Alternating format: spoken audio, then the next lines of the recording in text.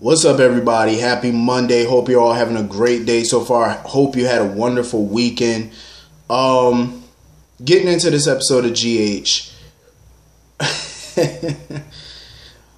Where do I start? I love Diane and Alexis together. Love it. They're even working out together now. Diane was not here for the workout. She was exhausted. I don't blame her. I had a few of those days myself where you work out and you ready to go eat a big fat cheeseburger or something after you work out. I know the feeling.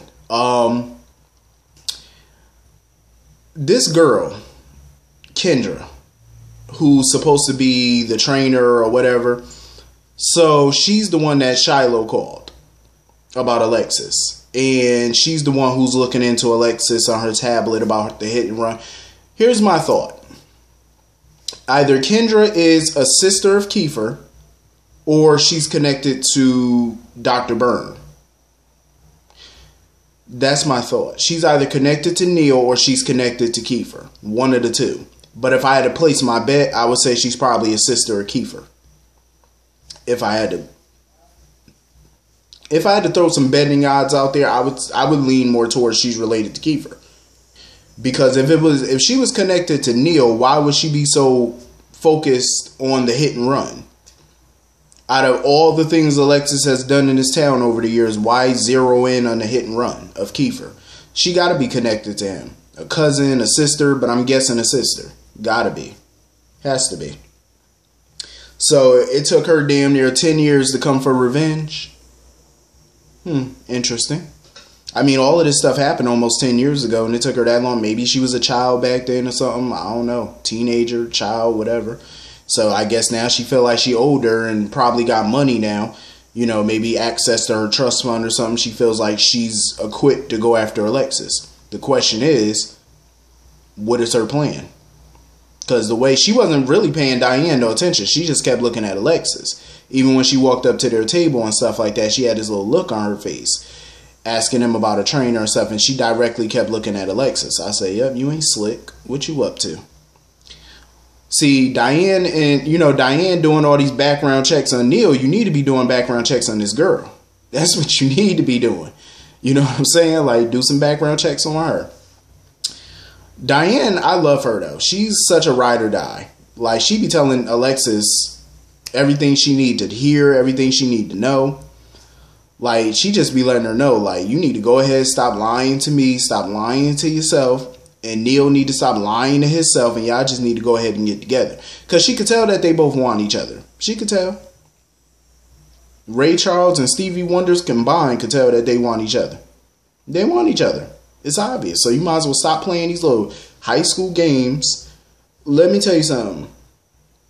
The most childish game I think I've seen was the two of them when they was at Charlie's, and they were sitting there having an awkward conversation, and Christina bought them both their coffee, and they both sat at opposite tables trying to get some work done, so they claim, and they just kept looking at each other giggling like school kids. I said, this is the most childish stuff I've ever seen in my life. If y'all don't pick y'all stuff up and pick a table to sit at together and talk, y'all sitting there all giggling and googly eyeing each other. I was like, I said, really? That's what we doing? I said, that's what we gonna do? Y'all both over 50 years old. That's what y'all almost damn near 60. That's what we doing? Kikiing at the table like y'all back in 9th grade? That was some childish stuff right there. It was nice. It was funny, but it was like, come on now. Come on, don't even play me like this. Y'all better go sit down somewhere and go get to mingling and get something going. Time ain't forever. Y'all about over a half a century old. Y'all better get to it. Before y'all, mental faculties start to go and y'all forget who the hell each other is.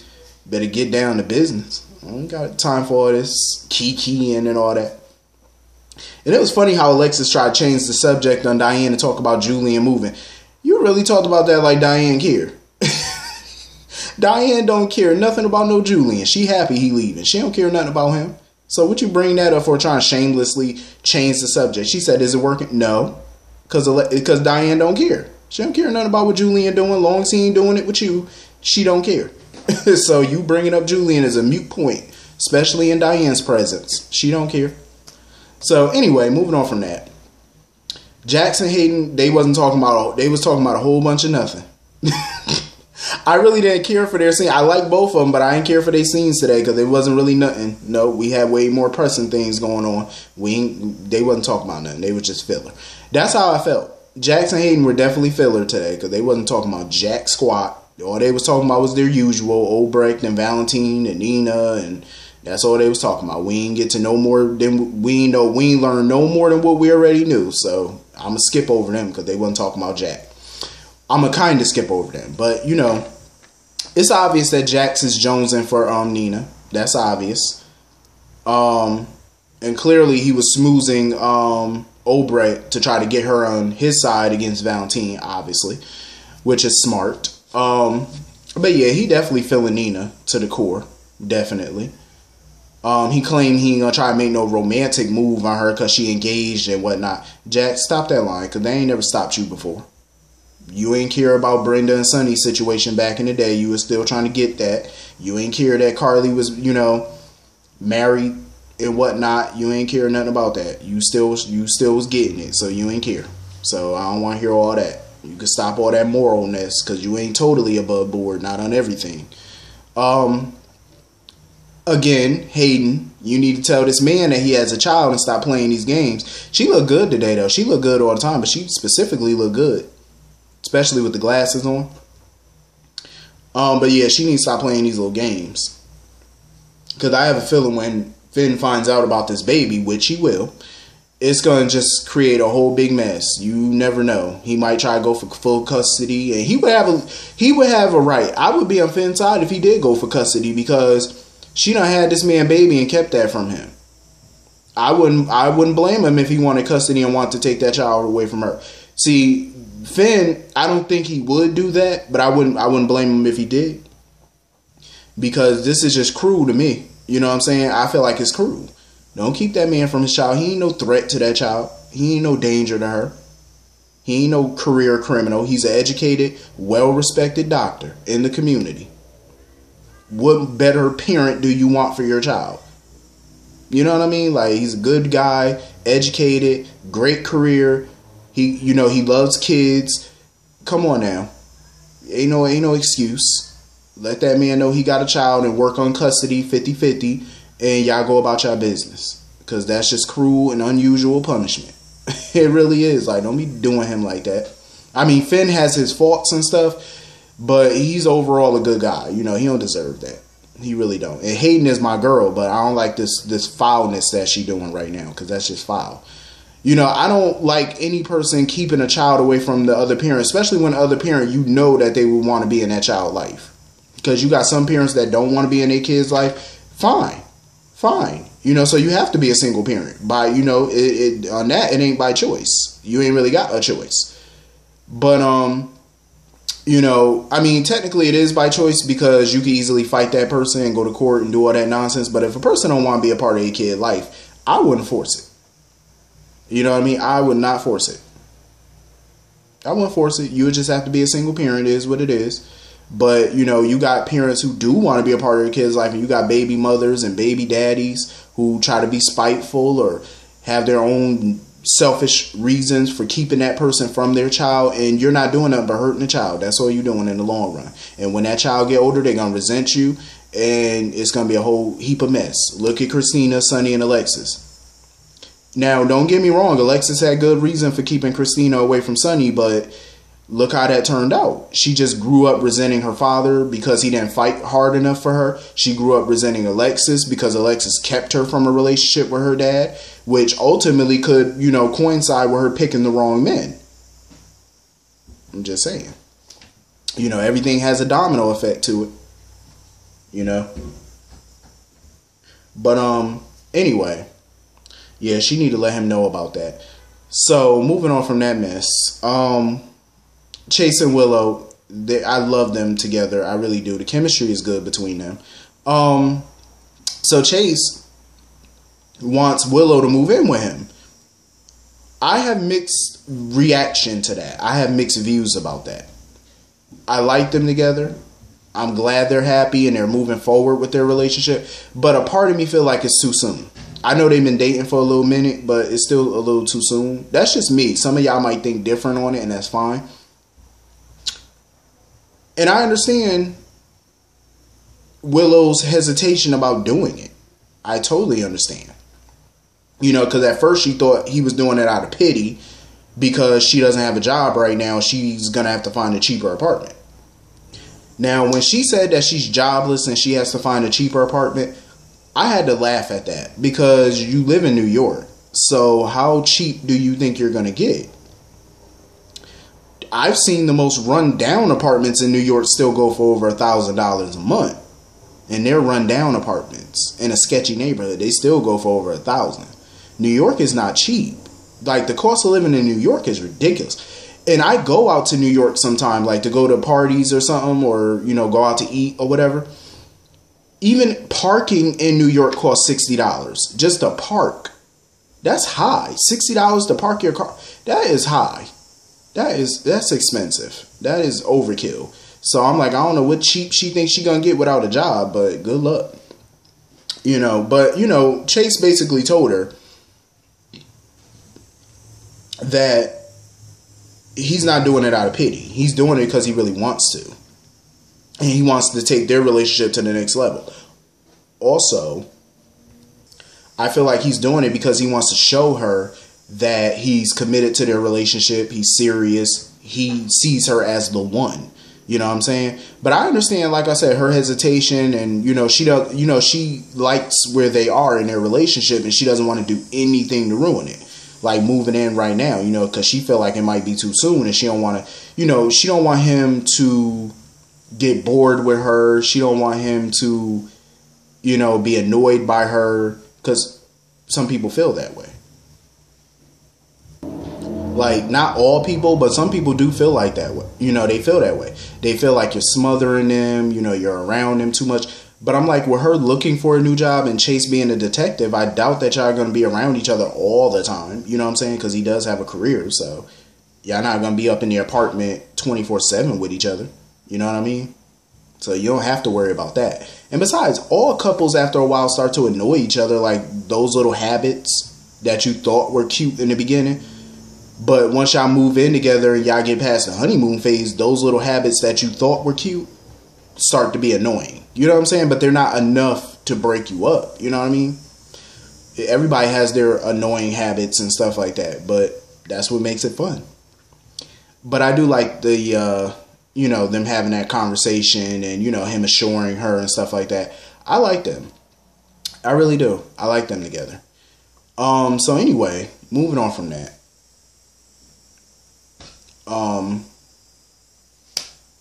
Nina, I totally understand where Nina's coming from with her anger and stuff like that and her frustration, because she still at that point didn't have answers about what was going on with her daughter, you know, and if it was treatable, if she was going to live, like she, you know, well, her alleged daughter, and Finn was still trying to figure everything out and stuff, but come to find out she had the bird flu. Apparently, it's not really, it's like a rare form, but he was like, you're more likely to get it if you went to like Asia or something like that. So he was surprised that she got it in Puerto Rico, and that's what he was trying to figure out their itinerary, like everything they did. Like, did they come in contact with birds while they were in the ocean? You know, did they eat something? Like, he was just trying to figure out all the possible scenarios. Like, did they come in contact with a certain person? Like, just everything. You know what I mean? But after looking at everything, he figured out that it had to be from food. And it had to be deliberate. You know what I mean? Because that's such a rare flu. So he felt like it was on purpose. You know, Epiphany was looking at him like, are you sure? Like, it could have just, you know, happened and it might have not been deliberate. But he's sure it was deliberate. Because Michael ate the same food, pretty much. They did the same stuff, and yet he wasn't affected at all. So it had to be deliberate. You know, Finn is not a dummy. He's a smart person, smart enough to run some tests and put 2 and 2 together. You know what I mean? Like, it's not difficult. So he came up with a medication that could help her. But the problem is, when you get that type of flu, you have to take the medication within the first 48 hours of contracting it. And it's obviously been way longer than 48 hours. So at this point, it's a 50-50 chance that it might actually work. And I don't blame, Nina for being pissed off about it. But, it's not Finn's fault that he couldn't figure it out sooner. You know what I mean? They ran the test, and it's such a rare disease that he didn't think, she had it at the time. He thought it might have been a possibility, but the test at the time wasn't showing it. Doctors can do only what they can do. Sometimes you have things that go undetected. But, the important part is you detect it as fast as you can. And that's what he did. He did it as quickly as he could, got her on the medication. They're just figuring stuff out at this point.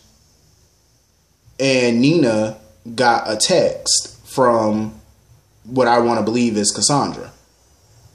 And she sent her the picture of Michael, her, and Sasha at, that bar, the restaurant in Puerto Rico.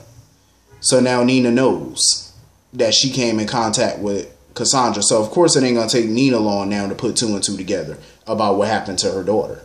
That's why Nina going to be out for blood with Cassandra. You know what I mean? And I can't say that I blame her. So, anyway, moving on to the big event, the Corinthos wedding number 1052. It was a beautiful ceremony. It was. They had their little hiccups in the beginning because when Michael came in the house, he was like, he told Sonny, he was like, I hope you don't mind, I parked in your spot. He said, what do you mean, my car not there? He said, no.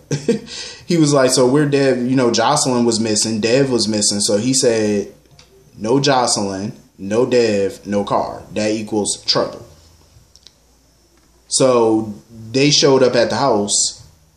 Jocelyn was going to take an Uber, but since Dev has his license that Sonny basically arranged for him, he took it upon himself to take the car. I don't blame Sonny for being pissed. Like, first of all, you don't touch other people's property without permission. That's called Grand Theft Auto. You take somebody's car without permission, that's grand theft. He might want to chill out with all this thievery. Like, I would listen, you ain't about to stress me out on my wedding day. That's how I would have felt. You ain't about to stress me on my big day.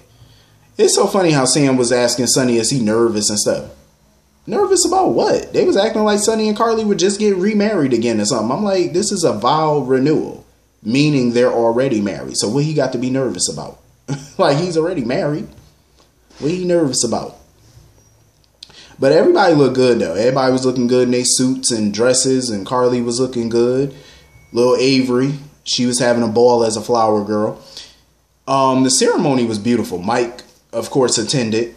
The ceremony was beautiful. I like the vows and stuff like that.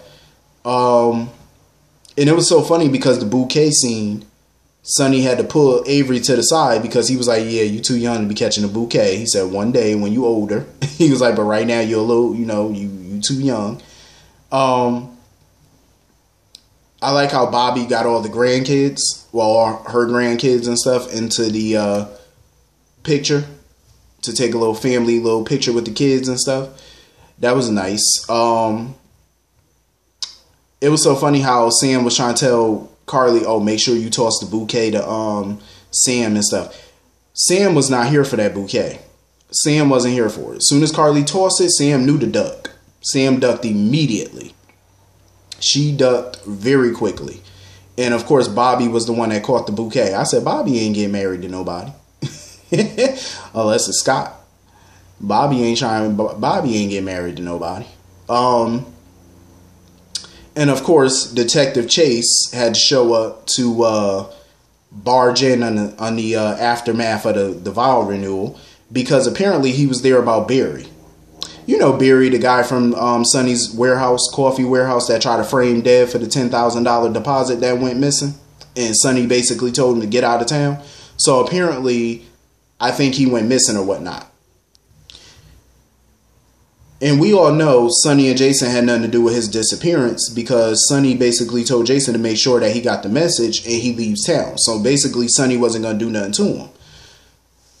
I'm guessing, judging based off the previews for tomorrow, Sonny's going to start thinking Dev had something to do with that.